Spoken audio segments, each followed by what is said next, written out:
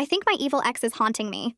When I found out my ex-boyfriend who broke 2 of my ribs and put me in a coma for a week was dying of cancer, I thought my prayers had been answered. He texted me, "You know you'll never actually get away from me." And I rolled my eyes and sent him a gif of the Grim Reaper. He died 2 days later, and my girlfriends threw me a no more restraining order party. But then things got weird. First, it was just his cologne in my apartment. That specific Dior Sauvage he always wore that now made me want to puke. I figured maybe it was coming through the vents or my brain was being dramatic because trauma does weird things to you. Then I started finding stuff moved around in ways that were so specifically him, it made my skin crawl. Coffee mug handle facing left because God forbid a right-handed person touch his special mug. My shoes lined up like soldiers by the door because apparently chaos would reign if they were even slightly crooked. The thermostat at exactly 68 degrees, which meant I was freezing my butt off under 3 blankets just like old times.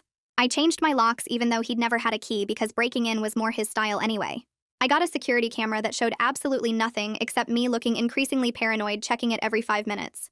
My therapist said it was normal to feel weird after your abuser dies because your whole fight-or-flight system doesn't know what to do with itself anymore, which sounded logical until I woke up with his fingerprints on my wrist. Not fingerprints literally, but bruises in the exact pattern of how he used to grab me when he was pissed about something like me breathing too loud. Purple and green like they were days old even though my wrists were clear when I went to bed. I'd worn long sleeves to sleep and they weren't even pulled up or twisted or anything. I showed my friend Claire and she did that thing where she tried to look supportive while obviously thinking I'd lost it. Then his music started playing at 3 a.m. from absolutely nowhere. Not just any music, but the specific playlist he'd force me to listen to on those fun 4-hour drives where he'd scream about every single thing I'd ever done wrong, including that time I sneezed during his favorite song. I checked every device, asked the neighbors, even had the super come check the vents, but we found nothing. I could hear every word clear as day coming from inside my walls like the building itself had memorized his Spotify. I went to his funeral because I needed to see him in that box with my own eyes, and sat in the back while his mom sobbed and his friends talked about what a legend he was, nobody mentioning the 3 arrests or the 2 other girls with matching restraining orders. I asked the funeral director probably one too many questions about whether that was definitely him in the casket, and was he absolutely sure the body was dead because you hear about these things, and he looked at me like I was insane, which, fair. But things kept escalating, and I started writing everything down so I'd have proof I wasn't making this up. I opened my laptop to find a document I didn't create with, "You'll never get away from me," copied and pasted like 1,000 times. My car started itself in the closed garage at 2 a.m. and nearly killed me with carbon monoxide before the alarm went off. I came home from work to find my bathtub had overflowed with scalding water, and my landlord was ready to evict me. Ghosts aren't real, so there had to be an explanation. Maybe his psycho brother was somehow involved, but he lived in Denver and had alibis. Maybe one of his friends was carrying out some twisted revenge plot, but the cameras showed nothing and nobody had keys. Maybe he wasn't actually dead and had pulled some elaborate fake death scheme. But that's insane, even though I only saw his body from far away, and funeral makeup can cover a lot. And would anyone really check that closely? The worst possibility was that I was doing it to myself, having some kind of breakdown where I was recreating the abuse because my brain was broken from all the trauma. My therapist gently suggested inpatient psychiatric care after I showed her my journal of incidents. But that same night, invisible hands choked me awake and left scratches on my neck that couldn't be from my own fingers because I bite my nails to nothing, and these were deep, long marks from actual nails. I ran to a motel 200 miles away because I couldn't stay in that apartment another second, but woke up to find "Found You" written in the bathroom mirror steam, even though I hadn't showered, and that mirror was bone dry when I went to sleep. Maybe he was haunting me, or maybe someone was helping him posthumously, or maybe he faked his death, or maybe I was having a complete psychological meltdown. But either way, he was right about one thing. I was never getting away from him.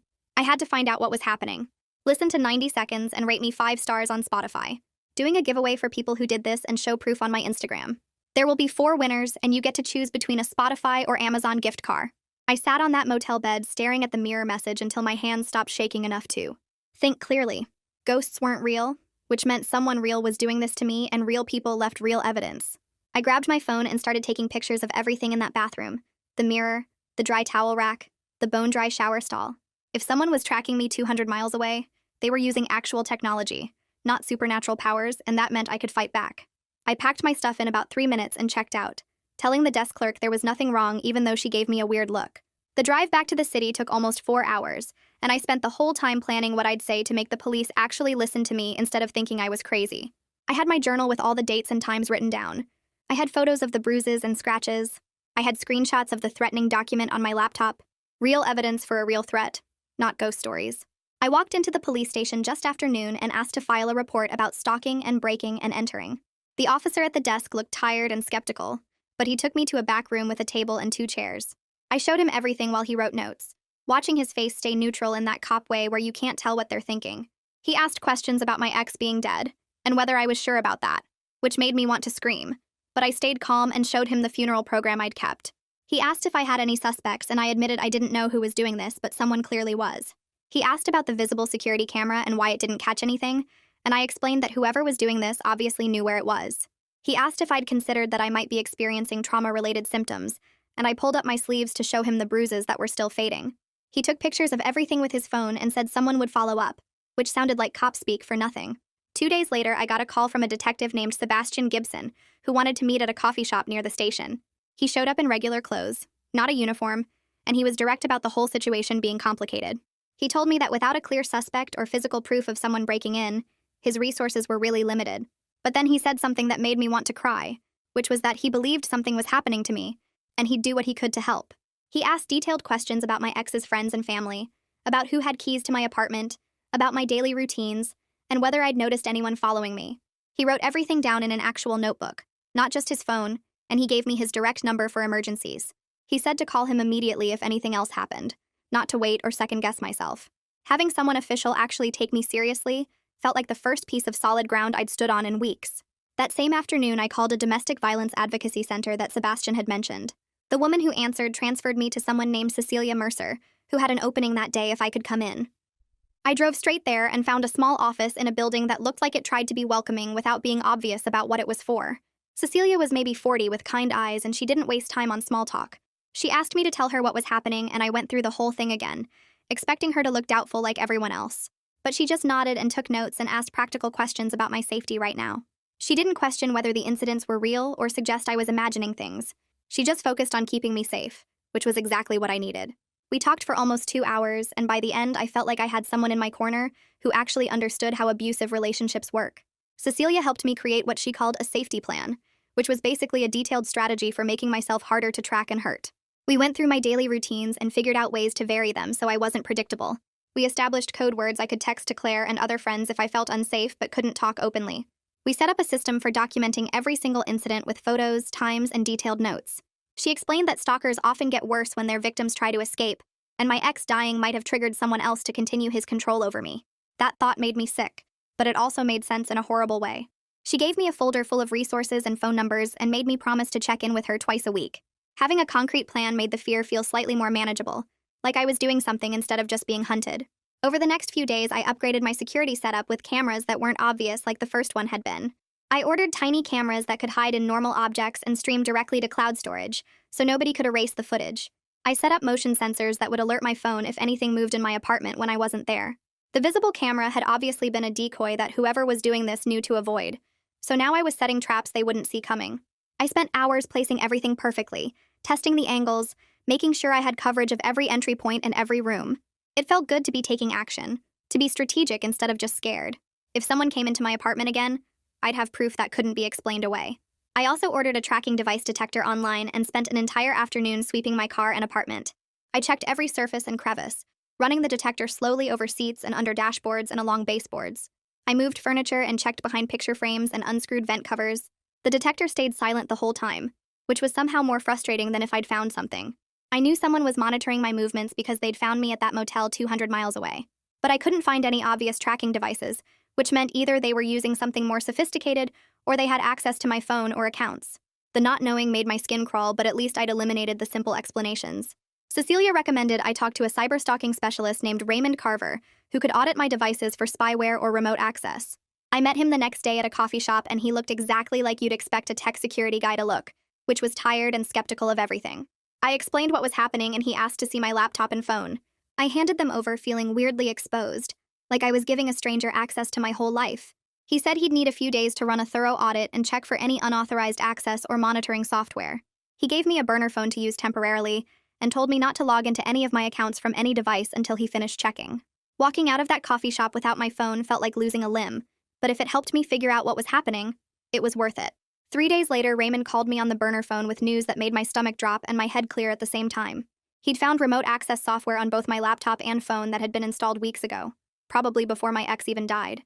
He'd also found traces of someone logging into my email, social media, and cloud storage accounts using old passwords I'd shared with my ex years ago and never changed. Whoever was doing this had been watching everything I did online, reading my messages, seeing my location data, accessing my calendar and photos. The violation made me want to throw up, but it also meant I wasn't crazy or imagining things. This was real, it was documented, and now I had technical proof that someone was stalking me through my devices. Raymond said he'd write up a detailed report with all the evidence and I should forward it to the detective immediately. I sent Sebastian the technical report the same day, and he called me back within an hour. He said this gave him something concrete to investigate, which meant he could assign more priority to my case and start pulling records. He explained that he'd request logs from my account providers showing IP addresses and login locations, which might help identify who was accessing my accounts. He said the remote access software was sophisticated enough that this was clearly planned and deliberate, not just someone guessing my passwords. He asked if I was somewhere safe, and I told him I was staying with Claire for a few days while we figured this out. He said that was smart and to keep documenting everything and that he'd update me as soon as he had more information. Hanging up that call, I felt something shift inside me. I wasn't just a victim anymore. I was building a case, gathering evidence, and whoever was doing this to me was about to find out that I wasn't going to disappear quietly like they wanted.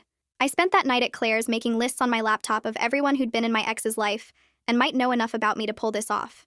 His mom lived 3 states away and barely left her house according to Facebook, so probably not her. His brother in Denver had alibis for half the incidents based on his work schedule I found online. His gym buddies were possibilities, but none of them knew where I lived or had access to my routines. Then I kept coming back to Annie Maloney, his best friend who'd posted this long tribute after he died about how he was misunderstood, and the legal system destroyed good men. She'd shown up at the courthouse during one of my restraining order hearings and stared at me like I'd murdered her dog. She knew our apartment, knew his habits, knew how he liked things arranged. I added 3 stars next to her name and kept digging through her social media, looking for anything that might connect her to the incidents. The next morning, I met Cecilia at the advocacy center and showed her everything Raymond had found plus my suspect list. She said we should file for a protection order even without knowing for sure who was doing this, because having legal standing would help once we identified them. We spent 2 hours filling out forms documenting every incident with dates and times, attaching Raymond's technical report and photos of the bruises and scratches. The judge reviewed everything that afternoon and granted a temporary order against unknown persons engaged in stalking and harassment, though Cecilia explained we couldn't serve it until we had a name. Walking out of that courthouse with legal paperwork felt like I'd armed myself with something real instead of just fear and confusion. My boss called me that same evening asking why I'd missed another shift, and I had to go into her office the next day expecting to get fired. I sat across from her desk trying not to cry while I explained that someone was stalking me, that I had police reports and court orders, that I was staying at a friend's place because my apartment wasn't safe. She listened without interrupting, and then surprised me by saying the company had policies for this kind of thing. We worked out a temporary schedule with fewer hours and more flexibility so I could keep my job while dealing with everything. Leaving her office, I felt this weird gratitude mixed with shame that I needed accommodations at all, but at least I wouldn't lose my income on top of everything else. 2 weeks crawled by while I checked my hidden camera feeds obsessively from Claire's couch, watching nothing happen night after night. Then at 2 a.m. on a Tuesday, my phone buzzed with a motion alert and I nearly dropped it pulling up the live feed. A figure in dark clothes and a hoodie moved through my apartment like they owned the place, and my hands shook so hard I could barely hold the phone steady. They went straight to the thermostat and adjusted it, then lined up my shoes by the door in that perfect military row, then turned my coffee mug handle to face left. I was watching someone recreate my ex's control patterns in real time, and the footage was capturing every second. I called Sebastian immediately, even though it was the middle of the night, and he told me to save everything and not go back to the apartment.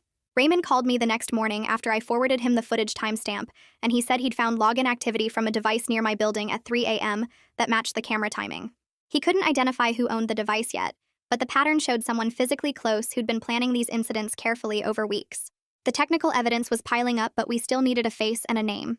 Sebastian called that afternoon with an idea that made my stomach hurt. He wanted me to establish a predictable absence so we could lure the intruder back while cameras rolled and he positioned nearby to catch them. Using myself as bait felt wrong on every level, but I was so tired of being scared and I needed this to end. I told him I'd do it. The next day I met Raymond at a parking lot because he'd told me to check my car again with a better tracker detector he was lending me. I crawled around my car in broad daylight, not caring who saw me, running this wand thing under every panel and wheel well. It beeped under my rear bumper and I found a tiny black device taped up inside, smaller than my thumb. I had to sit there in the parking lot breathing through waves of rage that someone had been tracking my every movement for who knows how long. Sebastian told me to leave it in place when I called him, that we needed to document the pattern and build a stronger case before removing evidence.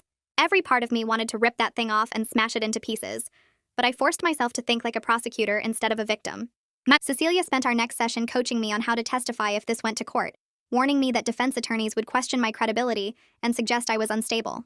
We practiced staying calm and factual, focusing on the documented evidence instead of my emotional reactions. She made me repeat my answers until I could say them without my voice shaking or my hands clenching. Christopher Phillips left me a voicemail that same week demanding I come to his office about the water damage from the bathtub incident. I sat across from him trying not to break down while he threatened eviction and talked about his property values. I explained that police were investigating criminal trespass, and I was the victim of ongoing harassment, not some problem tenant who'd flooded the bathroom on purpose. He backed off slightly when I mentioned the police report number, but I could tell he still blamed me for the whole situation. Raymond called me 2 days later and told me to sit down before he shared what he found. My ex's Spotify account was still active and someone was streaming from a device that got added after he died.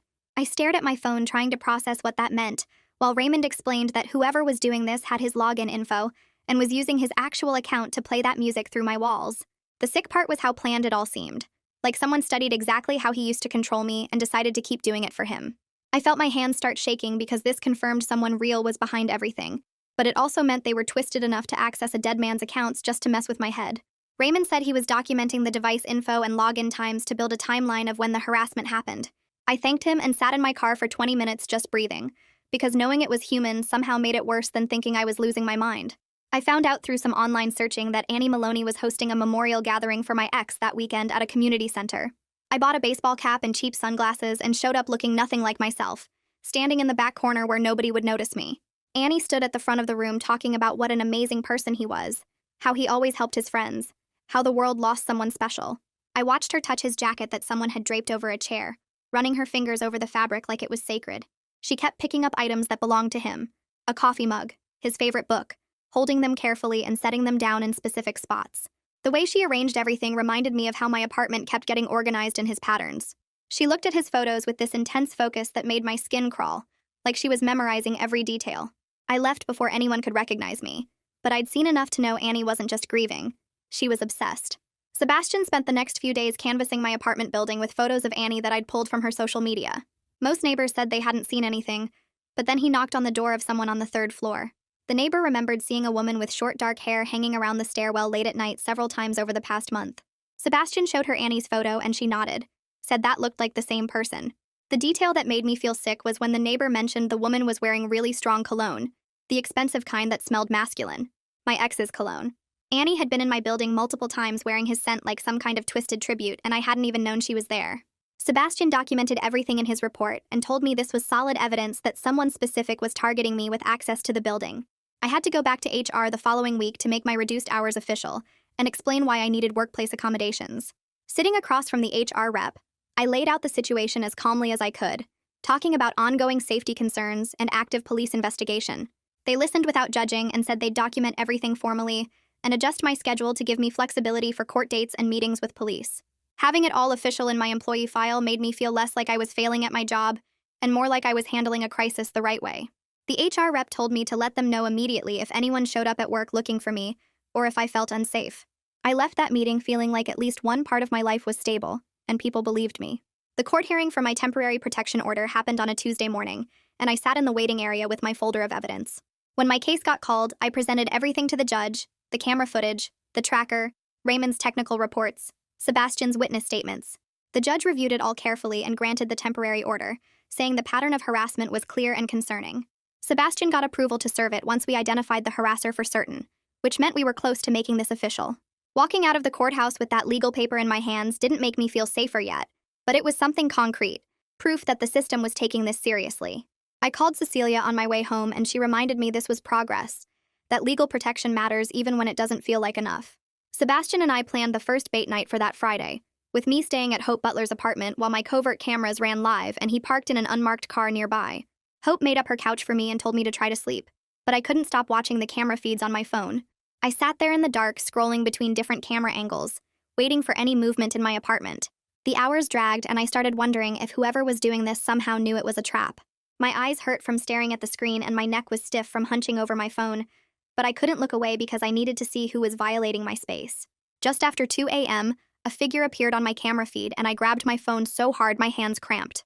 I watched in real time as someone in a dark hoodie and baseball cap moved through my apartment, and the way they walked was familiar, confident, like they'd done this 100 times.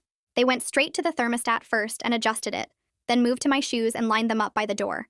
When they reached for my coffee mug, they pulled back their sleeve slightly and the camera caught their wrist. There was a tattoo there, some kind of small design, and I zoomed in on my phone screen trying to see it clearly. I'd seen that exact tattoo in one of Annie's memorial photos when she was holding my ex's jacket, her sleeve pushed up and that same mark visible on her wrist. I took screenshots of everything and immediately texted Sebastian and Raymond. Raymond got back to me by morning with something that made the whole picture snap into focus. He'd been tracking Annie Maloney's social media posts and found gaps in her location tags that lined up perfectly with every incident I'd documented. She posted a selfie from a bar across town at midnight, but my cameras caught her in my apartment at 2 a.m., and there was no way she could explain being in two places. He'd built a spreadsheet comparing her online activity with my incident log, and the pattern was undeniable. Every time something happened to me, Annie's social media went quiet or showed inconsistent location data. Sebastian called me right after and said this was enough to move forward, that between the cameras, the technical evidence, and the witness statement, we had a solid case against Annie Maloney. I drove to the funeral home the next day because I needed to see proof with my own eyes that my ex was actually dead. The funeral director looked at me weird when I walked in and asked for copies of all the paperwork related to my ex's death and cremation. He asked why I needed it, and I just said it was for legal purposes, which wasn't exactly a lie. He went into the back office and came out with certified copies of the death certificate, the cremation authorization, and the medical examiner's report. I paid for the copies and sat in my car reading through every page, checking dates and signatures and official seals.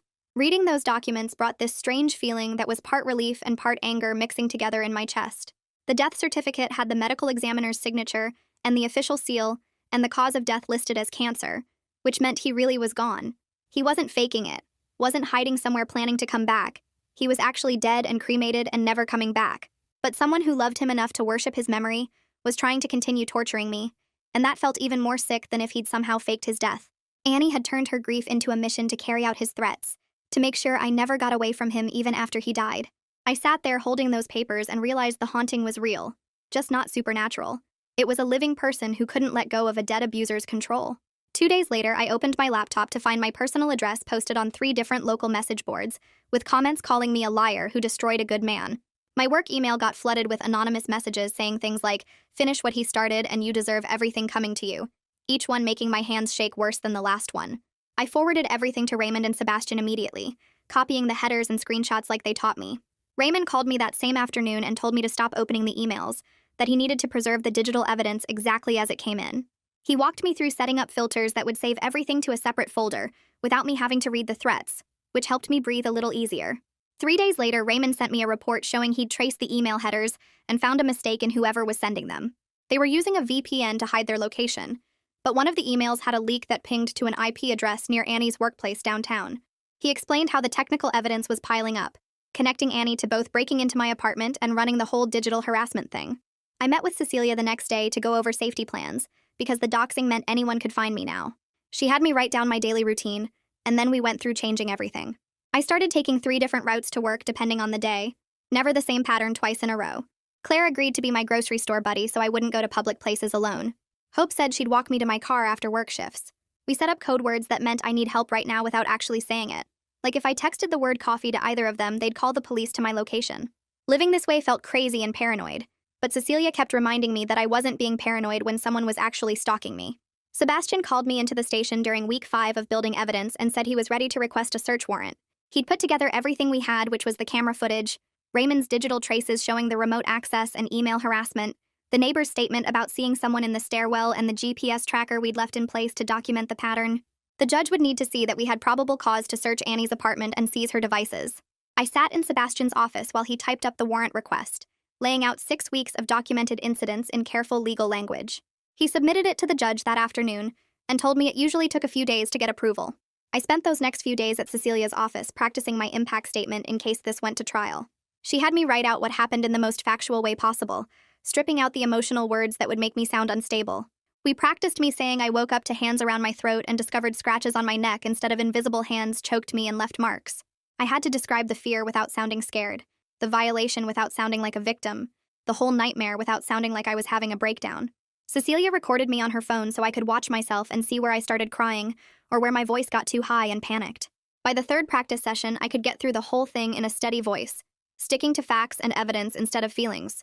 The judge approved the search warrant on a Friday, and Sebastian called to say we were setting up another bait night for Monday. This time we used the exact same pattern as before, with me staying at Hope's apartment and my lights on timers to show I was gone. I sat on Hope's couch with my phone showing the camera feeds, watching my empty apartment and waiting. Annie showed up at 2:30 in the morning, later than last time but following her same routine. She let herself in with those bump keys, moved straight to the thermostat, then lined up my shoes by the door. When she reached for my coffee mug, she paused and looked around like maybe she sensed something was different.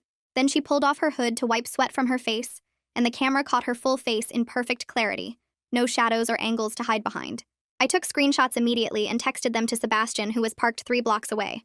He responded that he had what he needed, and I should stay at Hope's for the rest of the night. Sebastian spent the next 2 days running the clear footage through facial recognition and matching it against Annie's driver's license photo and her social media pictures. He sent me a comparison image showing Annie's face from the camera next to her Facebook profile photo. The same nose and chin and eyebrows, completely undeniable. He told me he was moving forward with executing the search warrant, and I should prepare myself for things to get intense. Tuesday morning came, and I sat in the police station with Cecilia, while Sebastian and 3 other officers went to Annie's apartment with the warrant. My phone buzzed with updates every 20 minutes. They're inside. They found devices. They're seizing evidence. They're photographing everything. 2 hours later, Sebastian came back to the station carrying boxes of evidence bags, and his face told me they'd hit the target. They'd seized Annie's laptop and phone and tablet, 3 bottles of Dior Sauvage cologne, a set of bump keys for picking locks, some kind of relay device for starting cars remotely, and the packaging from the GPS tracker that matched the serial number on the one under my car. Sebastian laid it all out on a table in the evidence room, and I stared at the physical proof that this was real, that someone had bought these things specifically to torture me. Annie got arrested that same afternoon, and I stood at the station window watching them bring her in.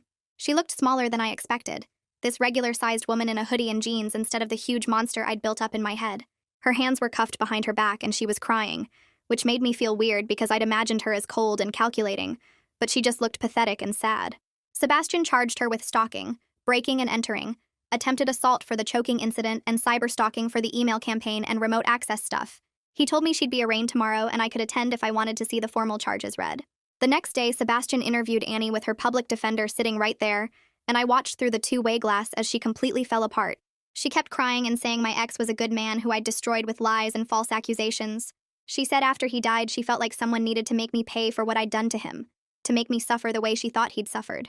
She admitted to everything, including breaking in at night, moving things around to mess with my head, using his cologne to make me think he was haunting me, remotely starting my car, and overflowing my bathtub, accessing my accounts with his old passwords and sending all the threatening emails. Her lawyer kept trying to get her to stop talking, but she just kept going, like she needed everyone to understand that she was doing this for him, carrying out what she saw as justice for a man she'd loved who couldn't hurt me anymore himself. Sebastian called me 2 days later with the forensics report, and his voice had that satisfied edge that meant good news. The tech team pulled everything off Annie's seized devices, and it was all there, every single piece of the puzzle connecting back to her.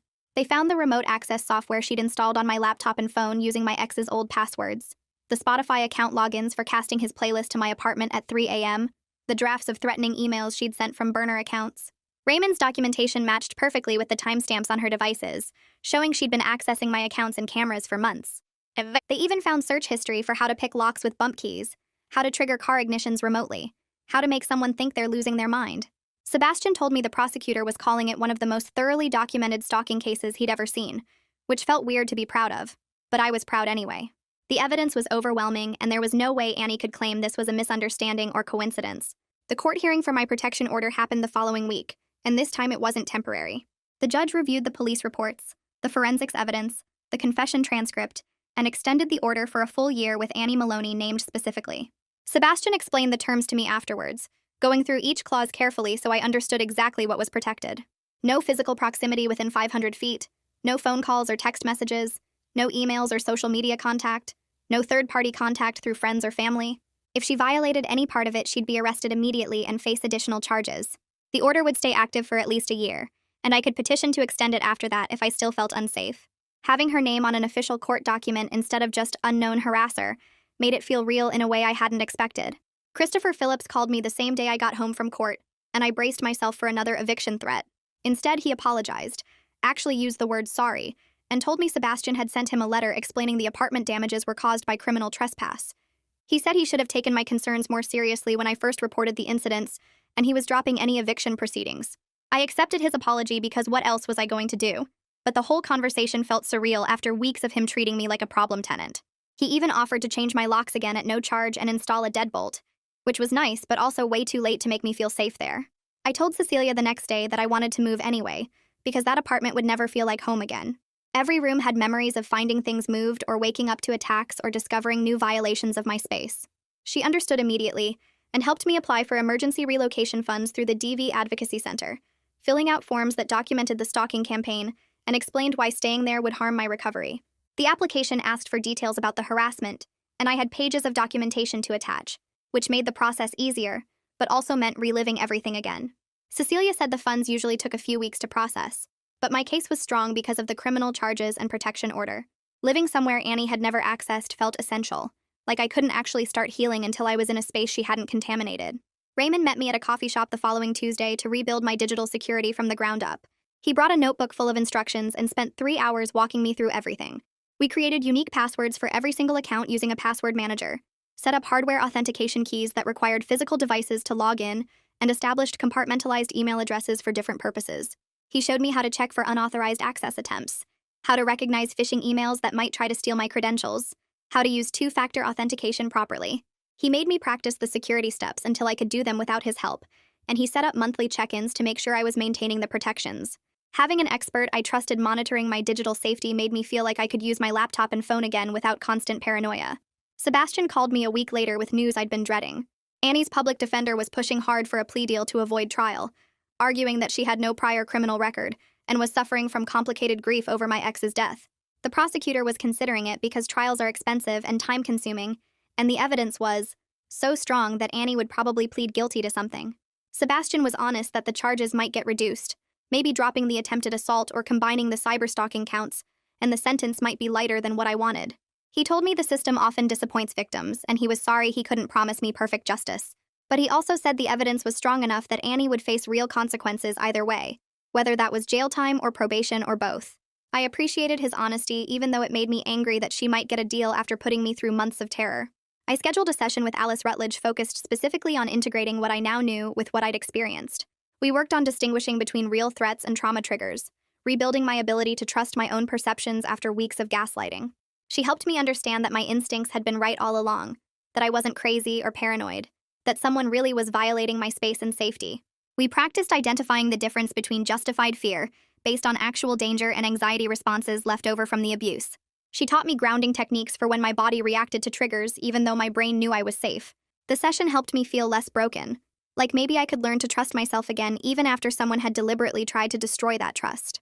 I went back to work the following Monday with a formal safety plan on file that HR had helped me create. The plan included security escorts to my car at the end of shifts, code phrases I could use to alert management if I felt unsafe, and permission to work from home on days when my anxiety was too high. My coworkers knew something serious had happened, but nobody pushed me for details, which I appreciated more than the people who wanted the whole story. They were supportive without being intrusive, treating me normally while also respecting that I needed some accommodations. Getting back into my work routine helped me feel like a regular person again, instead of just a victim dealing with legal proceedings. Cecilia invited me to speak at the DV support group she ran, and I spent a week preparing copies of my documentation to share privately. I organized the incident logs, the forensics reports, the timeline of harassment, and the security measures that had helped build the case. Other survivors needed to know that stalking can continue through proxies after an abuser dies, that systematic documentation really does help build cases, that the system sometimes works if you have enough evidence. I wasn't ready to speak publicly yet, but I could share my records with people who might benefit from seeing how I'd tracked everything. Cecilia said several group members had experienced ongoing harassment after their abusers died or went to prison, and my case might help them understand they weren't imagining things.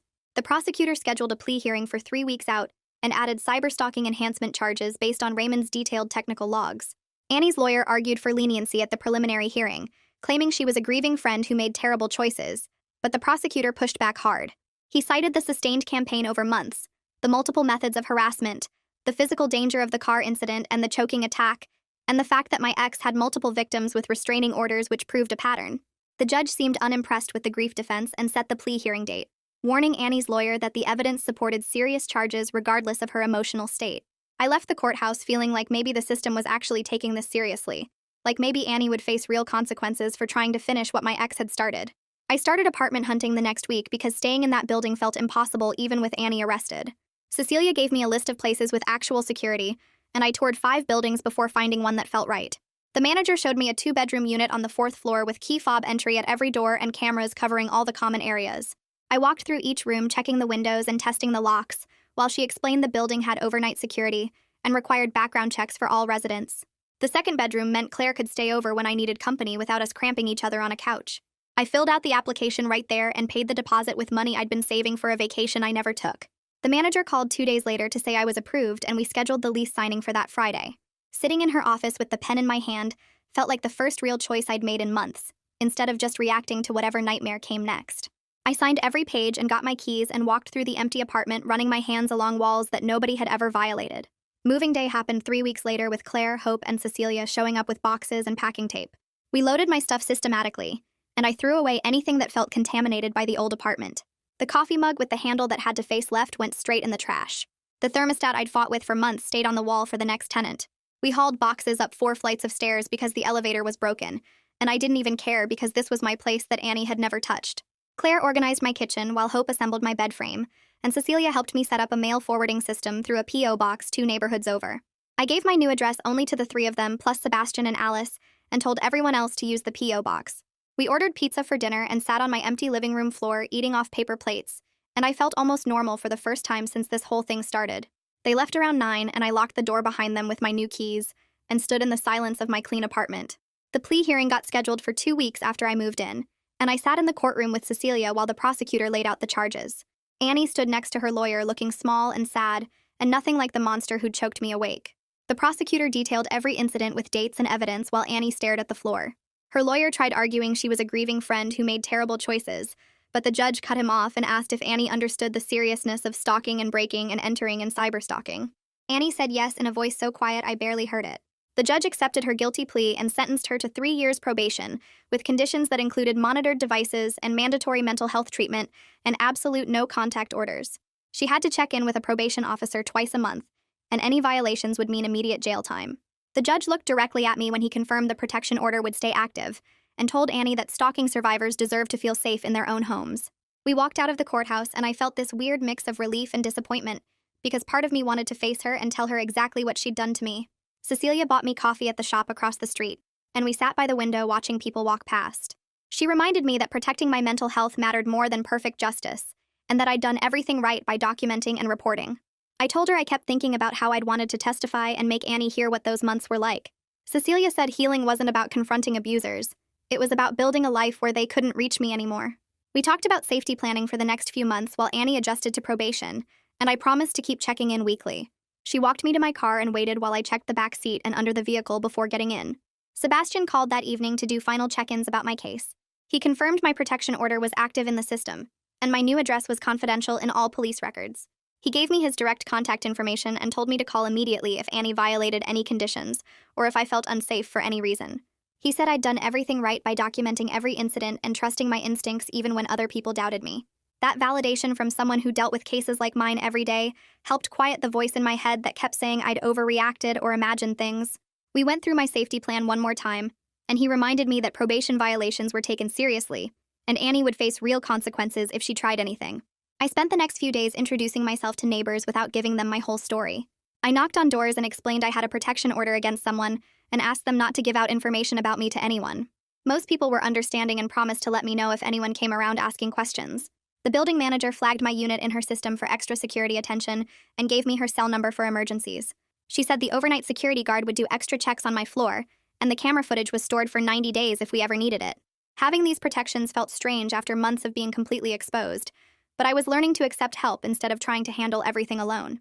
Alice and I met for therapy that week and worked on developing an ongoing treatment plan. She explained we'd focus on rebuilding trust in my own judgment since the stalking campaign was designed specifically to make me doubt reality.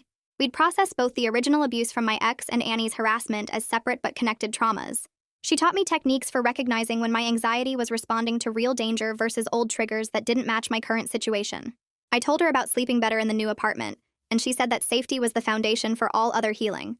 We scheduled weekly sessions for the next 3 months with the option to reduce frequency once I felt more stable. She reminded me that healing wasn't linear, and some days would be harder than others, but I was making real progress by taking action instead of staying frozen. Raymond emailed to set up monthly device security audits going forward. He'd check my accounts for any unauthorized access and update my protections as new threats emerged. Having an expert I trusted monitoring my digital safety meant I could use my laptop and phone again without constant paranoia. He walked me through the security measures he'd implemented and explained how to recognize signs of compromise. I asked him how long I needed to keep doing these audits, and he said at least a year to make sure Annie wasn't finding ways around her monitored devices. The monthly check-ins became part of my routine like therapy and grocery shopping. Just another thing I did to keep myself safe. 3 weeks into living in my new apartment, I woke up naturally at 7 in the morning, instead of jolting awake at 3 expecting hands around my throat. I lay in bed staring at my ceiling and realized I'd slept through the entire night without panic attacks or nightmares. The absence of fear felt like a miracle after months of dreading bedtime. My space was mine, my locks were mine, and nobody had ever had access to violate it. I got up and made coffee and stood at my kitchen window watching the sunrise and feeling something close to peace. Cecilia called a few days later to invite me to speak at a DV advocacy training session about stalking by proxy. She said other advocates needed to understand how abuse could continue through third parties after the original abuser died, and that my case demonstrated the importance of believing survivors, even when their stories seemed impossible. I agreed because sharing my experience might help other people recognize these patterns and get help sooner than I did. We scheduled it for next month to give me time to prepare what I wanted to say. She reminded me I didn't have to share every detail, just enough to help professionals understand what to look for and how to support survivors dealing with similar situations. Claire came over a few days after the advocacy training invitation, and we sat on my couch drinking tea while she twisted her hands together and told me she was sorry for doubting me when everything started. I told her I got it because I doubted myself too, wondering if I was losing my mind or making things up, and that her skepticism made sense when the alternative was believing someone was orchestrating elaborate harassment from beyond the grave. She said she kept thinking about how she almost let our friendship fall apart because she couldn't wrap her head around what was happening, and now she understood that supporting someone meant trusting them, even when their reality seemed impossible. We hugged and cried a little and then ordered pizza like we used to before my life turned into a horror movie, and it felt good to have my friend back without that wall of doubt between us. The prosecutor's office sent me a letter 2 weeks later that I opened standing in my kitchen. Reading the official language that confirmed Annie's probation terms, included quarterly compliance checks with monitored devices, and any violations would result in immediate jail time. The system wasn't perfect, and I knew plenty of stalkers violated orders and got away with it, but these protections were real and enforceable, and someone was actually watching to make sure Annie stayed away from me. I stuck the letter in my growing file of legal documents that proved this whole nightmare had been real and documented and taken seriously by people with the power to do something about it. My work performance started improving as my anxiety decreased, and I could actually focus on my job instead of jumping at every notification or checking my locks between tasks. My boss pulled me aside after a meeting and mentioned she was impressed by how I'd handled everything, maintaining professionalism even while dealing with a criminal stalking case. I felt proud that I didn't let this destroy my career even though there were moments I thought it would. Times I almost quit because showing up felt impossible when I couldn't trust my own apartment. Cecilia invited me to a support group for stalking survivors that she ran every other Thursday evening, and I went to the first session nervous about sharing my story with strangers. Hearing other people describe their experiences helped me feel less alone because they understood the specific terror of being hunted by someone who knew your routines and vulnerabilities. I shared what worked for me with documentation, and bringing in specialists like Raymond and Sebastian and others shared strategies that helped me too, like varying routes and using code words with trusted people. One woman talked about her ex hiring a private investigator to track her across 3 states, and another described her coworker installing cameras in her home, and I realized stalking took so many forms, but the core violation was always the same. 6 months after Annie's arrest, I was walking to my car after work and realized I'd gone weeks without checking over my shoulder constantly or testing my locks multiple times before bed. The hypervigilance was fading gradually, replaced by reasonable caution instead of consuming fear that poisoned every moment. I still locked my doors and checked my security cameras, but it felt like normal safety precautions instead of desperate attempts to survive. I could sleep through most nights now without panic attacks jerking me awake at 3 a.m. expecting hands around my throat. Claire introduced me to someone at a birthday party, a friend of her boyfriend who seemed nice and didn't push when I was quiet or weird about personal questions. We started dating slowly after I was honest about my past and why I needed to take things at my own pace. And he was patient and respectful of my boundaries in ways that felt foreign after years with someone who used intimacy as a weapon.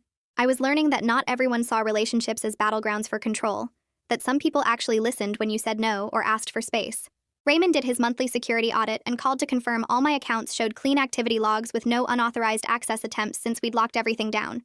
Annie's monitored devices hadn't tried to contact me, and the digital harassment had completely stopped, which meant the probation monitoring was working. He reminded me to keep my passwords rotated and my authentication keys secure, but said I was doing everything right and could relax a little knowing the protections were holding. I celebrated 1 year in my new apartment by having Claire, Hope, Cecilia, and a few other friends over for dinner, cooking too much food and laughing at stories that had nothing to do with stalking or abuse. Looking around at people who supported me through the worst time of my life, I felt genuinely grateful and safe in ways I didn't know were possible 6 months ago. Hope brought wine, and Cecilia brought flowers, and Claire brought the embarrassing photos from college that made everyone laugh until we cried. The apartment felt like mine in a way my old place never had, filled with people I chose and moments I controlled and safety I'd built through documentation and strategy and refusing to doubt my own reality. I finally understood that what happened wasn't supernatural or my imagination. It was just another form of abuse designed to make me doubt reality and feel powerless. But I trusted my instincts even when everyone suggested I was losing it, built my evidence even when it seemed pointless, and found people who believed me even when my story sounded impossible. That's how I took my life back from someone who thought they could control me even from the grave, by refusing to accept that his death meant I had to keep suffering. All right, hope that made sense and gave you what you needed. If you found it useful, hit the like button so more people can find it too. Subscribe if you want more practical breakdowns like this. Thanks for watching.